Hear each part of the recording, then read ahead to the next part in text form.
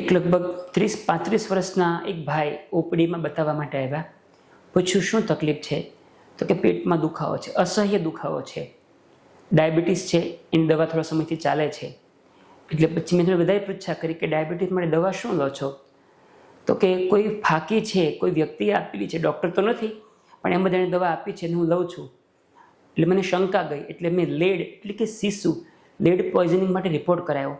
તો લેવલ આવ્યું very high, ખૂબ વધારે પ્રમાણમાં શરીરમાં લેડનું પોઈઝનિંગ થયેલું. પછી તો એના બીજા ડૉક્ટરોને ઇન્વોલ્વ થયા, દર્દીની સારવાર થઈ, ધીરે ધીરે કરતાં દર્દીનો દુખાવો સારો થયો.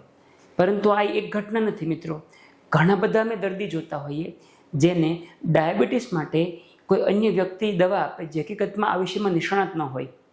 હું એવું નથી કહેતો કે તમે એલોપેથી સિવાય કોઈ દવા ન લો. દરેક વિજ્ઞાનના પોતાના સાયન્સ છે, એની વિચારધારા છે, પણ તમે એના નિષ્ણાત પાસે જાઓ. કોઈ વ્યક્તિ ડૉક્ટર નથી કે વૈદ્ય નથી, પરંતુ જાતે ઘરગથ્થુ કરીને ઘણીવાર ઓળખીતા કરીને આ દવા આપતા હોય. અને આવા કિસ્સાઓ બહુ બધા આવે છે. એક સ્વામીજીને પણ અમારે સેમ થયેલું, હિમોગ્લોબિન 7 થઈ ગયેલું અને છેલ્લે ડાયાબિટીસ માટેની દવામાં લેડ આવેલું.